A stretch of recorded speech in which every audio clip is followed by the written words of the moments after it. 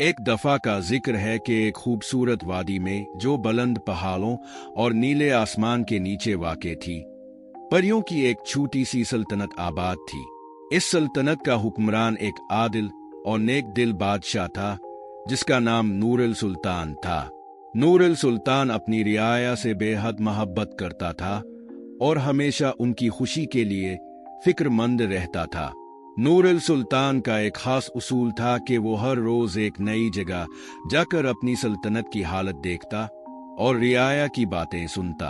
एक दिन वो एक जादुई जंगल में पहुंचा, जहां रंग बिरंगे फूल और मत भरी खुशबू फैली हुई थी। वहां इसने एक बूढ़ी परी को रोते हुए देखा। बादशाह ने फौरन इसके करीब जाकर पूछा, मोहतरमा, अब क्यों रोती हैं? मुझे बताएं, शायद मैं आपकी मदद कर सकूं। बूढ़ी परी ने आंसू पोंछते हुए कहा, ए अजीम बादशाह, मेरी बेटी एक जादूगर के कैद में है। वो इस वक्त तक इसे आजाद नहीं करेगा जब तक कि इसे दुनिया का सबसे नायाब जवाहर ना मिले।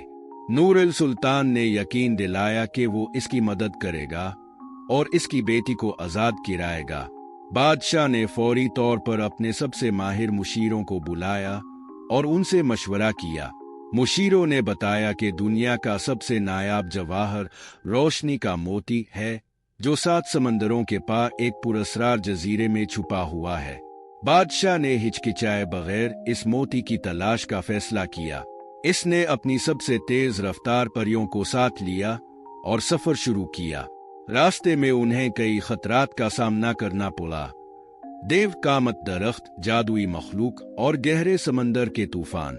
लेकिन नूरुल सुल्तान के अज़्म और हिम्मत के आगे हर मुश्किल शिकस्त खा गई। आखिरकार वो पुरस्कार जजीरे पर पहुंच गए। जजीरे के बीच में एक बड़ा दरख्त था, जिसकी चोटी से चमकती हुई रोशनी निकल रही थी।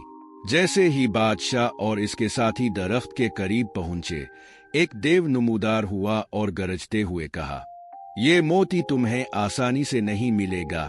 तुम्हें अपनी सबसे कीमती चीज कुर्बान करनी होगी।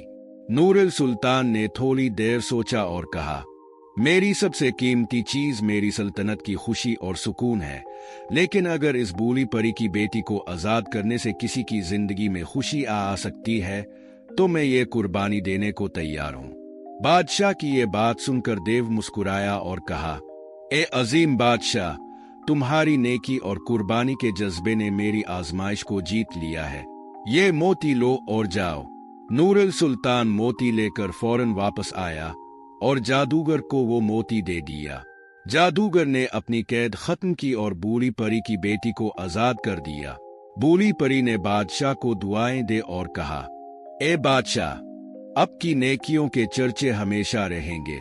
यूं परियों की सल्तनत में खुशियां लूट आईं और नूरुल सुल्तान हमेशा के लिए एक आदिल और मेहरबान बादशाह के तौर पर याद रखा गया। सबक: कुर्बानी और दूसरों की मदद के जज्बे से न सिर्फ मसाइल हल होते हैं, बल्कि दिलों में इज्जत और मोहब्बत भी बढ़ती है।